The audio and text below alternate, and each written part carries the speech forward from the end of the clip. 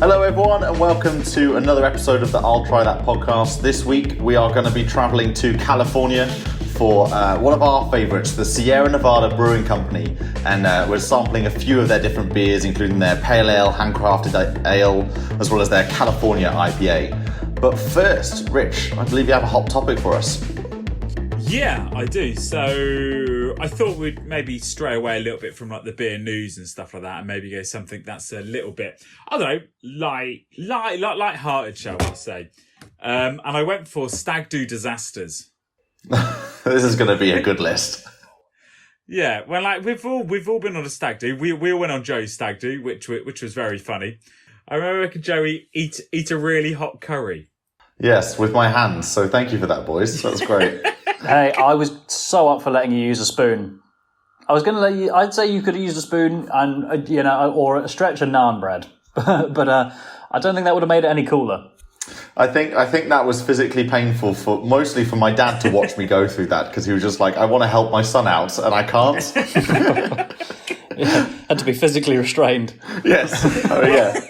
But we had some sensible times paintballing. Obviously you're hearing my side of the story, but I was pretty sick at paintballing, if I remember rightly. Yeah, the paintballing was a big highlight, I would say, from the whole weekend. I think I chased some 12-year-olds. Was that to do with the paintballing drabs, or was that something separate? No, yeah, it was the paintballing. I remember there was some 12-year-olds that I think I chased with a paintball gun. Those school kids never knew what hit them. But in comparison to some of these stories that I've been reading at the moment, Joe's stag-do was incredibly tame. Well, I didn't feel it at the time, Drabbers, but I'm hoping you've got some. You're going to get something juicy for us. No, so we'll start with something a bit easier. So one stag-do was on their way to Amsterdam, that I'm reading here, and in all fairness, their stag-do weekend never really or it took off but never really landed, because they all got arrested because some bloke decided to set the stag's hair on fire before on the plane on the flight to Amsterdam. Wow. Isn't it traditional to take your friends on a stag-do with you?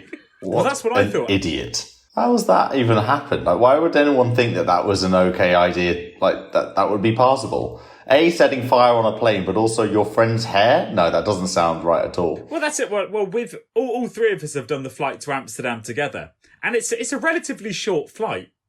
In general, you literally take off and land, and yeah, they barely get the landing gear up. Yeah, I just don't get why you would set somebody's hair on fire. Was it the stag himself who caught fire, or were they just maybe too? Yeah, because sometimes on stags you meet people you haven't met before. You might be like an old school friend, and you might be there with a work friend, and maybe they just didn't quite connect. And within that first half an hour when they're on the plane together, supposedly what happened is one of the guys said, "I know what I need to do. I need to set this guy on fire." Well, I just don't get the thought process to thinking it's okay to set somebody on fire. Hey, but each to their own, I suppose. No, I think we can put that down to a number one moron, and we can draw a line under that and move on. Draw a line moron. Okay, right. So the next one was a Welsh fella was living it up in Barcelona for his stag do, and that for some reason the guys on his stag do had all taken his wallet and his phone and everything off him for the night. He had maybe had a bit too many, ended up in a taxi, and ended up 48 hours away from his accommodation. Wow. So just because I'm aware I haven't had a stag do yet, we may be waiting some time for that to eventually happen. Can you guys promise me this won't happen to me? Yeah, I have to strongly agree with you, Barbara, that I just think that context of like letting the stag without any communication or money or a form or whatever, going off by themselves, let alone getting into a taxi. And I mean, what's going through the taxi driver's mind when they give a destination which is days away and they go, oh, okay, let's just go then. Yeah, bold move, I think. Right, okay, so I'll give you one more before we move on to the tasting of Sierra Nevada. So this one, the title of this story is called Nuns on the Run. I like it already. Quite funny. So there was a group of lads. Yeah. So there was a group of lads, as the article said, living at large in Malia. Lovely Isle of Crete. And they were all, and it was ages between 18 to 65. That is a broad age range on a stag do. Broad spectrum on there. And they decided to all dress up as nuns. Did I hear that right? That age range? Yes, you did. 18 to 65. Actually, I suppose that's not that rare. I think that was possibly quite similar for my brothers because we had a dad and an uncle. And that was true. back when I was 19. So maybe not. Actually, come to think about it, that probably would hit the criteria for my stag-do as well. Although 18 probably a bit younger, but it would have been maybe mid-20s to 65. Sorry, Drabs, you said that they were all dressed as nuns. What happened next? Yeah, so they're all dressed as nuns, and they all got arrested for apparently their unsaintly behaviour. Unsaintly behaviour. Why am I lacking all of my nun material right now? I would just love to have heard the police's, kind of write up for what that unsaintly behaviour was, and has there been a precedent that's been set by the nuns in real nuns in recent past? Well, what I found out, so the one thing that was logged was they were flashing their bottoms whilst wearing the holy garbs. Oh dear, that's a bad habit to be in. And the English always want. I'm presuming these are English stag groups going out into Malia. We do not make a good name for ourselves in the Greek islands. No wonder why the local police don't have a fun time during the summer seasons. I've been to Malia. I went to Malia when I was about 18 or 19. I went on a lads' summer holiday with a couple of female colleagues, actually, which was it didn't turn out to be quite the lads' weekend. It was actually quite civilised, which is not quite what Malia I think is purpose built for. But we had a lovely time. I'm a little bit disappointed I didn't see any nuns, counterfeit nuns or otherwise. Well, I mean, I've also too have been to Malia around that 18 years, and I did the full, 6 boys out in Malia, first time a few of them had been out away from home before. It's a shame Simo's not on this call because he features very prominently in this Malia story.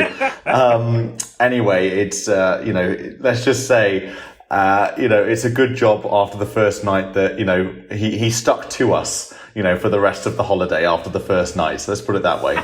Again, for our US-based listenership, the In-Betweeners movie, pretty much just watch that, and that's what Joe and I probably experienced when we each went to Malia.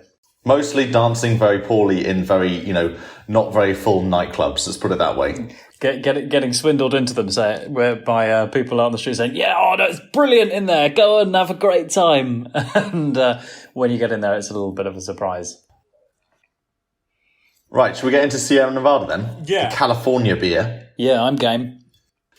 So Sierra Nevada for me is this quintessential West Coast ale or West Coast beer company. Started out Chico, California, and then they've grown to have breweries in Mills River, North Carolina. Oh, okay. So, these areas are not ones that I know firsthand, but do they basically decide that they like to base themselves in really gorgeous parts of the world? Well, it's different ends of the country. It's different sides of the country, I should say. So the original one in Chico, California, starting that up. So that's really focusing around the west coast of the US, maybe getting a bit more into the Midwest. But, North Carolina, that will definitely be servicing, fresher beer around the East Coast of the US. Now, Sierra Nevada, you can find Sierra Nevada in quite a lot of different international countries as well. So I don't know if that's because it's brewed from the California side or if it's brewed from the North Carolina side. Maybe servicing Europe and the UK, that's going to be from the North Carolina side. And maybe if you're servicing Southeast Asia, Australia, that may be coming from the California side. Again, we'll have to check that. Yeah, no, it just made me think you said about it being international, because obviously Sierra Nevada is Spanish, I think, isn't it? So am I right in saying I think it translates roughly or more literally to snowy mountains? Because I know there is the Sierra Nevada mountain range in Spain as well. But I'd be interested to know more, particularly about where they ship to.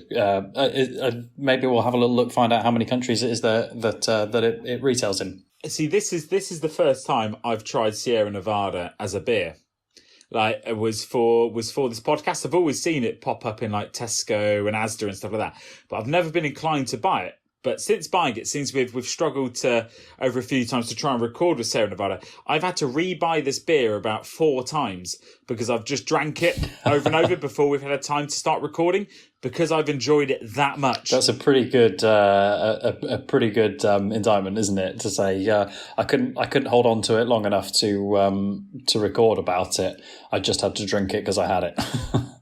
So going back to the origins of Sierra Nevada. So Sierra Nevada really is the brainchild of a man named Ken Grossman.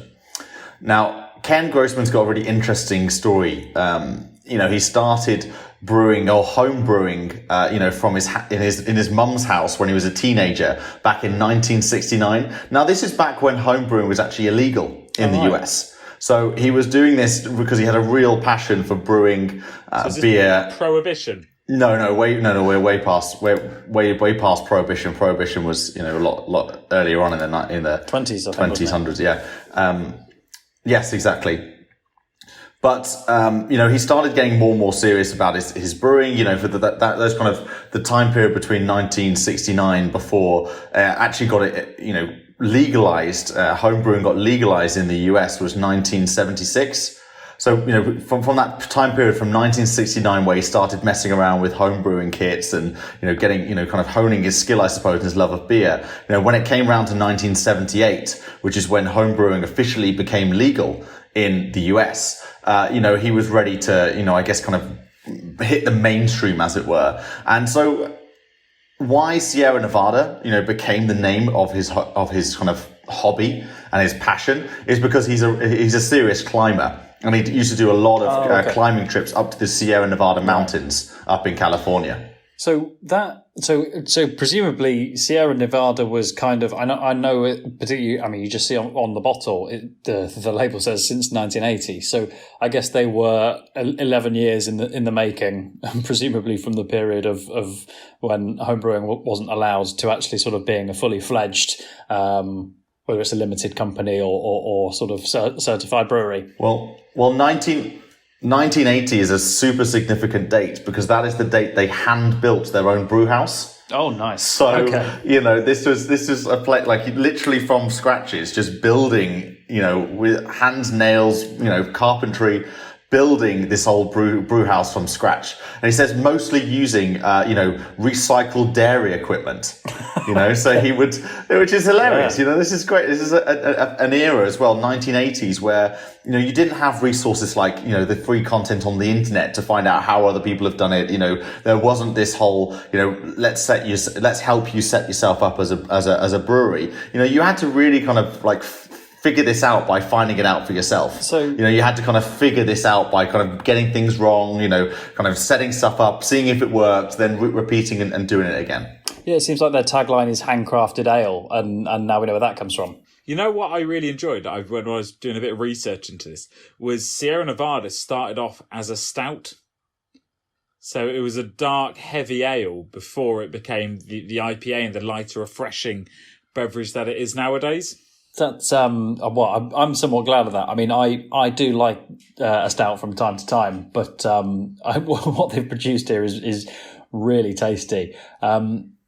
I think also, presumably for the climate, it makes sense to have something a little bit lighter. Yeah, I mean, this is very quintessential of an American craft, pale ale. Although it's been around since the 80s, it is craft in that sense. It's probably one of the pioneering, and a lot of people would probably tip their hat to Sierra Nevada as being, one of the main fighting forces behind, the change in movement of craft beer around the world, because they have exported globally.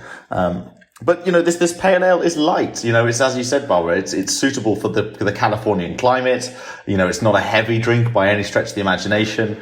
You're going to get quite a lot of fruity notes coming in there. I think it's a really nice and delightful interpretation of a classic style. You're going to get that deep amber color. It's going to come across as quite full-bodied, but complex as well. Yeah, there's some layers to it, and actually, I would say, unless I've my fortitude has strengthened of late. For something that's 5.6 ABV, I don't feel like it's a big slap in the face to say, it's only have a couple of these. It's maybe I'm a thirsty boy today, but it's going down really smoothly. What are you guys drinking? Because I'm drinking the California IPA. Was the only one I could get. Well, I've just been drinking the original, which is the pale ale, the handcrafted pale ale. But I also, now that you mention it, have just started the Californian IPA. Yeah, because I'm thoroughly enjoying it. So I was going to say, well, this is the only one I was able to get around in Weymouth where I am, and yeah, I'm sold at how good it is and how tasty it is, sort of thing, and I just love the design of the can. So, Rich, you could only get the Californian IPA. Did you say you couldn't get the flagship pale ale? Yeah, so I visited 6 different stores to try and get the other one, but all I could get was the California IPA, which I'm not complaining about because it's fantastic. But this was the only one I could come across. We are lucky these days, I would say, that with the amount of things, particularly here in the UK, that you can find on your normal supermarket shelf. There's so many more choices than there were. I want to say 5 years ago, but I think it's easy to underestimate timescales. It's probably more like 10 years ago. But the diversity has 10 years ago. Massively. 10 years ago for sure. And I've noticed something about, because you mentioned the design on the can drabbers. This is the first beer. I'm trying to think of some others that where this might also be the case, and it may only be that I've only just realised this. But for the flagship pale ale, it's actually got an image of some hops and barley on it. That seems kind of appropriate for a beer, right? Why haven't I seen that on any other beers? Well, it's because they are really leaning into their classic beer cues. There's people have it's okay. So the hops and barley in this style is a very illustrative style, but it's also seen as really old school. So quite a lot of the craft beer industry has moved away from, and the beer industry as a whole has moved away from these very this is a hop and a barley. Like, people know what beer is about. You might have hops and barley as part of your, your design, but it's going to be in a more stripped back. It's going to be in a more subtle way, maybe in a slightly different treatment that isn't as overt. And again, that's Sierra Nevada aren't trying to play in those cues. This is the design that's probably been very similar for a very, very long time. I was going to say, the only time I've ever seen the hops used like this sort of thing was when it comes to Salt Brewery. On some of their cans, they had hops kind of built into quite an intricate design, but this is just very much in your face on the can sort of thing, which I'm down for. I'm down for that. Yeah, I mean, at the same time, of the 5 ingredients of beer, because there is a little river in there is also water. I don't want to sound like it's a criticism, but Sierra Nevada, should you maybe have put an image of some yeast on the bottle as well, just so everyone knows what's in the contents. I suppose everyone's a critic though, right? So I think you were talking about, Barbs, how there's a lot of more options now with beer. Just looking on Sierra Nevada's Untapped, there are 644 different beers that have been rated by peers on Untapped for Sierra Nevada. So they have, in this time frame, from when they started 1980, or even when Untapped started, which I don't know when that was, maybe sometime in the mid 2000s. They've racked up over 644 different beers that people have tried, enjoyed, and reviewed. Mad. Is that right? 644 beers have been reviewed by peers. Did you say? Mm-hmm. Oh, Piers has been a busy boy, hasn't he? Oh, come on, guys! Where's the laugh? Oh, there it is. There we go. So Rich is working with a slight delay. You've got to wait for it. Thanks, Drabs, mate. But it gets you. A big shout out to my one fan. You know what I enjoy most about... Yeah. You know what I enjoy most about the can is the slogan they have on the top of the California... I don't know if it's on your guys' bottles names, but it says family owned, operated and argued over, which I think is quite nice. It's a nice touch. It's really nice. They've got it all plastered over their website as well. To really highlight how they're independent. They're an independent brewery. They're not owned by one of the big players. So their success really is the family's success, and the fact that they have this, these fantastic beers and a story behind it, which people really have got into. Man alive, if my family tried to operate a brewery, there wouldn't be much owning and operating going on. I think it would just be arguing. I think they'd find it hard to organise that piss up in said brewery. Yeah, definitely. No, this is how you drink the beer. No, it's not. We're not arguing. Yes, we are. It's a strongly worded debate. So what I really enjoy about Sierra Nevada is they've got something called Sierra Nevada camps and parties across America, which I think is really cool. So what they do, it's a traveling beer festival, and it travels around America, and of course Sierra Nevada plays a big part in it, sort of thing. But they also have 700 different I can't get my words out. Breweries poured at the festival as well. So they're not just promoting themselves, they're promoting kind of like everybody else, and it ties in with a 12-pack of beers that they collaborate and create just for the festival, which I think is really cool. Oh, that is nice. Yeah, contributing to the beer community. Yeah, and I think you see it from these companies that are the pioneers, or they've gained some huge success in the beer industry. They're happy to promote younger or smaller breweries. Let's say smaller breweries is the right word, not younger. Because it's part of if everyone's winning, everyone's out there enjoying, the beer. It doesn't matter who's buying what at that kind of environment. It's just about collaboration and enjoyment, isn't it? I googled, because whenever we do a brewery, I Google top 10 facts about said brewery and stuff like that. And luckily, Sierra Nevada has paid out. They also don't give your tips. Don't give your tips away. Don't let them see behind the curtain, Rich. You've broken the fourth wall. Just what I really like go is into it. Yeah, is they have a hop delivery system called the Sierra Nevada's Torpedo IPA, which is a mechanism that enables breweries to amplify the aromas when dry hopping. Which is so basically they're amplifying whatever flavour they can get out of each hop with a patented mechanism. It doesn't get into too much detail about that, but I would like to know what the Sierra Nevada dry hops tornado is, torpedo, which is interesting. That seems like a KFC, special recipe or special ingredient that you just won't know unless you're in the know. It's never, and especially because it's family owned, this definitely speaks of, there is no like digital copy of this recipe. It's just, handwritten or hand, delivered, and, it's passed from generation to generation. So I was just doing a little bit of reading around Sierra Nevada and what they do. So sustainability is a big issue for them. I say a big issue. It's a big aspect of what they do. I could almost. We haven't got time in our every brewery ever. Yeah, it's we haven't got time in our punchy and hard hitting podcast to tell you all the many things these guys do. Best thing to do is possibly go and investigate yourselves, or go and visit one of the if you're US based or you fancy a trip over there, go and visit some of the sites that they brew from. They will tell you sort of straight away, reduce, reuse, recycle is not only a smart way to run your business, but also to it's the right thing to do as well as doing the right thing.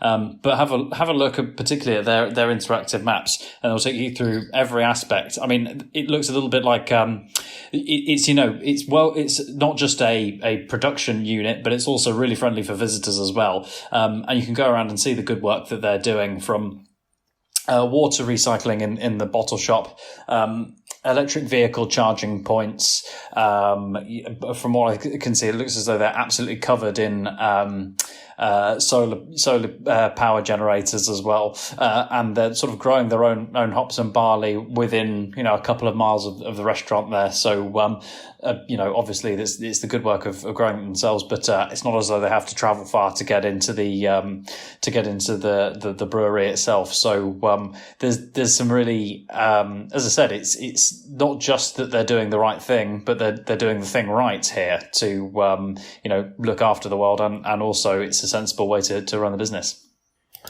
Yeah, it seems not. And again, as you were saying, Travis, it's great to hear that the more and more breweries are very outward with their approach to sustainability and documenting how they're actually helping to reduce, reuse, recycle, as you said, Barbara.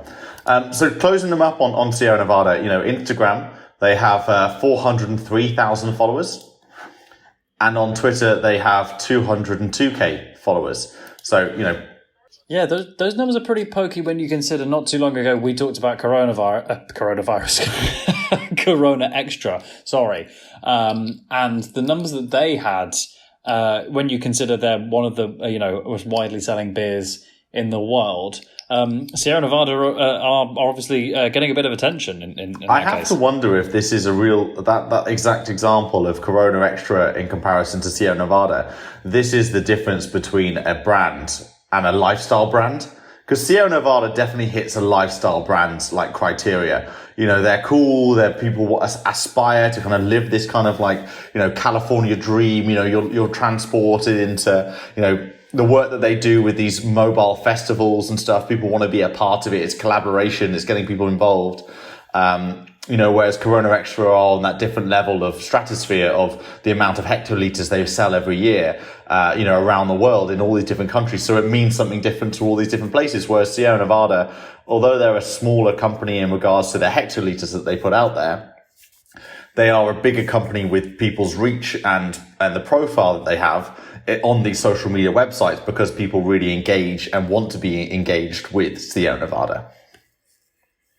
Yeah, that's interesting, and it's obviously something that is at the forefront of people's minds.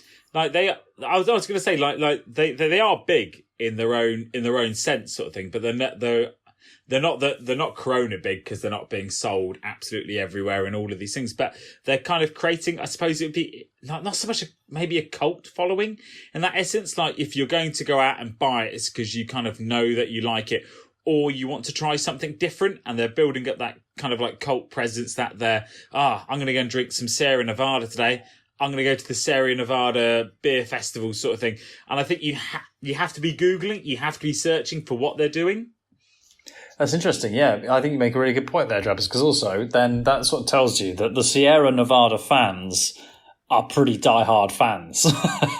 I say diehard. Obviously, following them on Instagram and Twitter, it's not diehard necessarily, but they want to engage with them, and they're looking at the things that they do. Whereas you could say that those Corona fans that we talked about before kind of maybe drink it because it's there. I don't want to. That sounds too much like a criticism, but aside from drinking the beer, then that's the extent of their relationship. Well, that's it. As we talked about, I am a fan of Corona, but I don't follow them on socials. I don't Google them regularly, and I'm not actively going out to find out what